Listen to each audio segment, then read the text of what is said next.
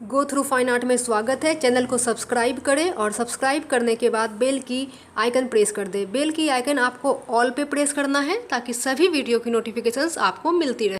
Hello friends, आज मैं कुछ आप लोग के लिए मिलता जुलता क्वेश्चन सीरीज लाई हूँ।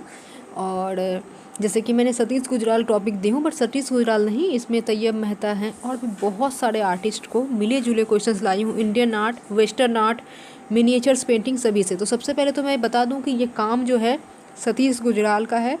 आई थिंक आप लोग देख के भी पहचान पा रहे होंगे, ऊपर में सतीश लिखा हुआ है, देखिए इनका साइन। और बहुत ही फेमस आर्टिस्ट है। इनकी भी मृत्यु 2020 में कोरोना काल में ही हुई थी।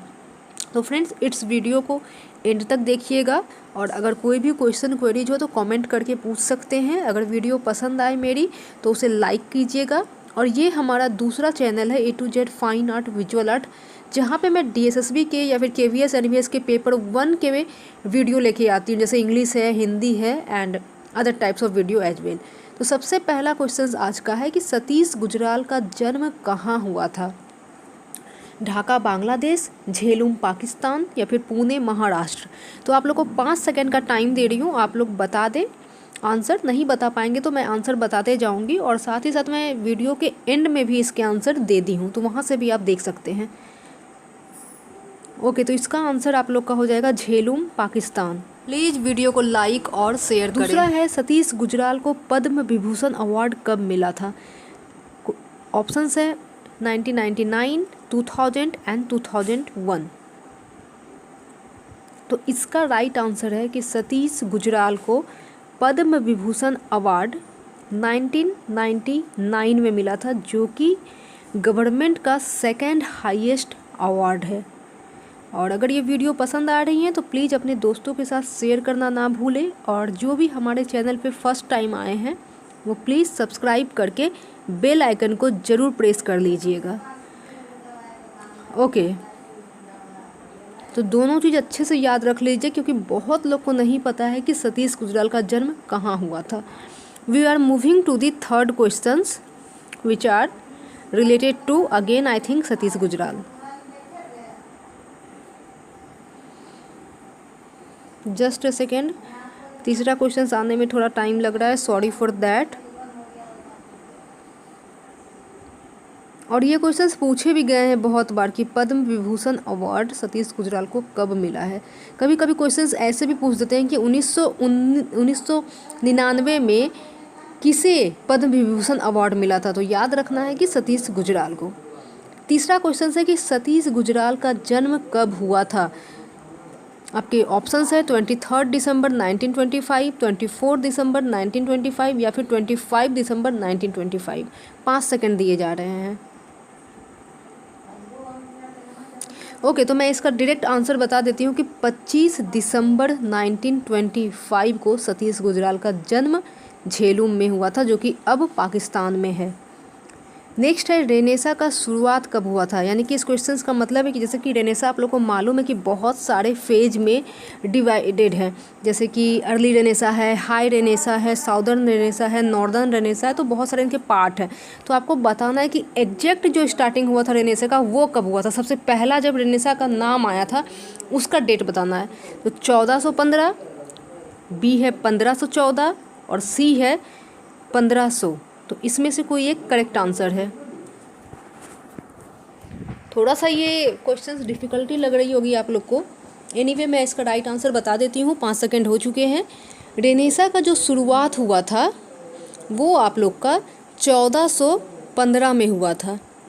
1415 में, हालांकि 14th एंड 15th सेंचुरी के बीच रखा जाता है, बट अगर एग्जैक्ट हम बात करें तो 1415 में। ये बताना है कि ये काम किसका है, ठीक है? बहुत ही फेमस आर्टिस्ट के काम है।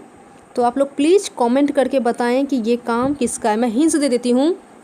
ये राइटर हैं, ये पेंटर हैं, ये आर्किटेक्ट हैं, ये म्यूरलिस्ट्स हैं और साथ ही साथ ये लिखते भी हैं, जैसे कविता वगैरह। तो अगर वीडियो पसंद आ रही है बता दीजिए कि कौन से हैं, कमेंट कीजिएगा। नहीं बता पाएंगे तो आप पूछ सकते हैं कमेंट में कि मुझे नहीं पता है ये स्कल्पचर किसका है, मैं आप लोग को आंसर दे दूंगी। ये मैं ललित कला, चित्रकला के ऊपर वीडियो बनाई हूँ, इसे ज़रूर देखिएगा, बहुत ही इंपॉर्टेंट वीडियो है। नेक्स्ट है किस कलाकार ने कुदाल, जो कि एक डॉक्यूमेंट्री फिल्म है, बनाई थी? तैयब मेहता, एम.एफ. हुसैन या फिर सतीश गुजराल। तो मैं बता दूं कि इसका राइट आंसर जो है, आई होप आप लोग आंसर दे दिए होंगे, अब मैं बता देती हूँ, 5 सेकंड हो गए हैं।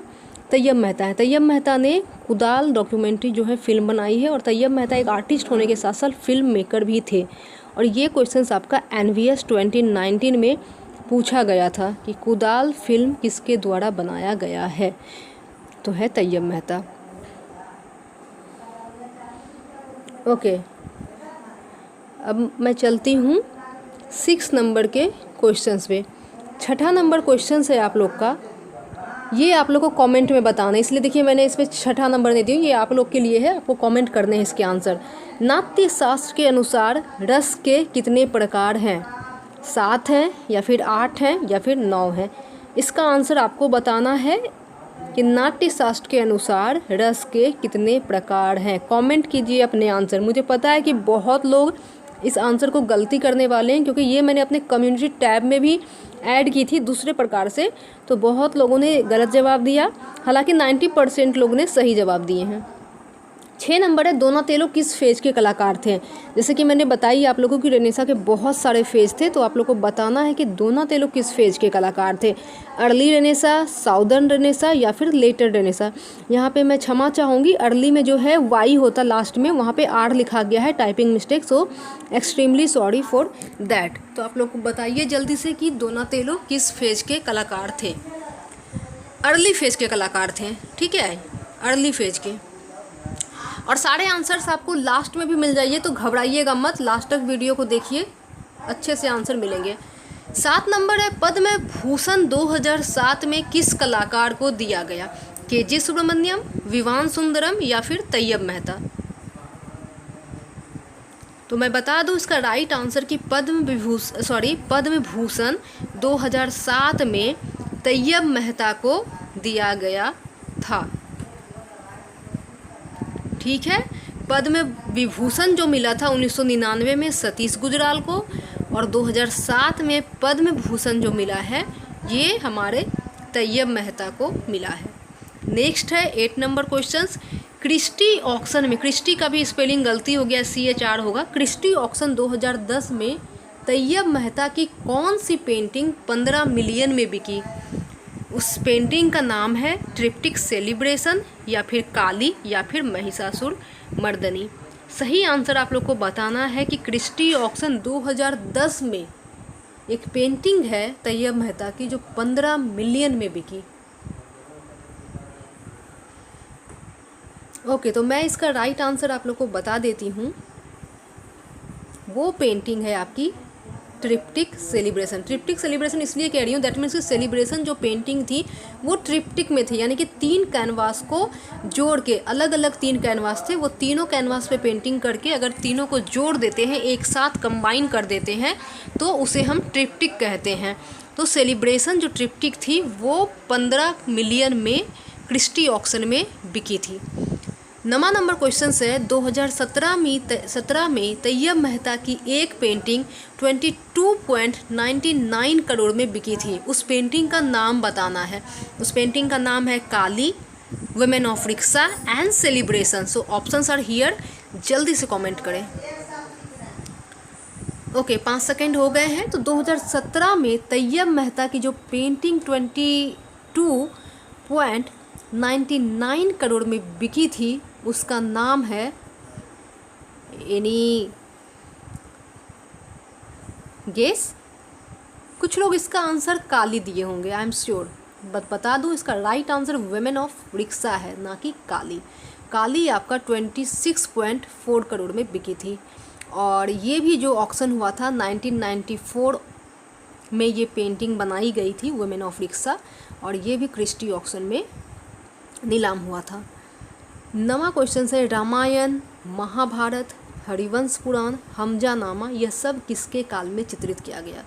जहांगीर के काल में, अकबर के काल में या फिर शाहजहां के काल में?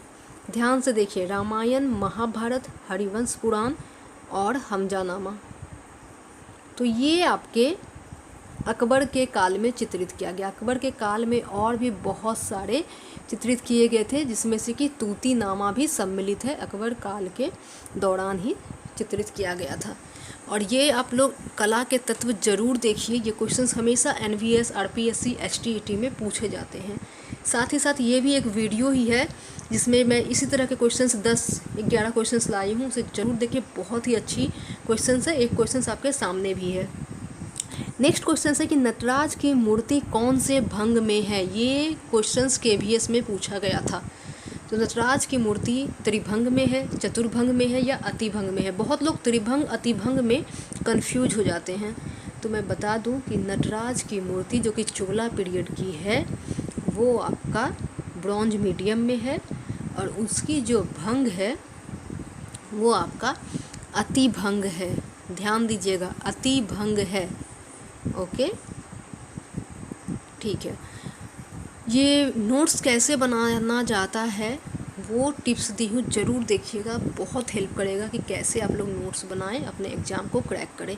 यही सब ट्रिक्स है, जो नोट्स की टिप्स है ना, यही सातों ट्रिक्स मैं डिटेल में अपने वीडियो में बताई हूँ, तो ज़रूर वॉच करें। क्रोनोलॉजिकल सीक्वेंस बताई हूँ मथुरा से लेकर विजयनगर तक, उसे भी चेकआउट करें। और ये UGC NTA नेट की 17 डेज की स्ट्रेटजी है, इसे ज़रूर वॉच करें। और यहाँ पर आपका सारे आंसर्स हैं आज के, ठीक है। तो आप स्क्रीनशॉट या फिर वीडियो को पॉज करके आप देख सकते हैं सारे आंसर्स। और ये वीडियो सभी के लिए है, KVS, NVS, DSSB, TGT, PGT, LT grade, Uttarakhand, जो भी एग्ज़ाम देख रहे हैं, किसी भी टाइप की एग्ज़ाम दे रहे हैं, इस वीडियो को ज़रूर चेकआउट करें। Hope you will like it.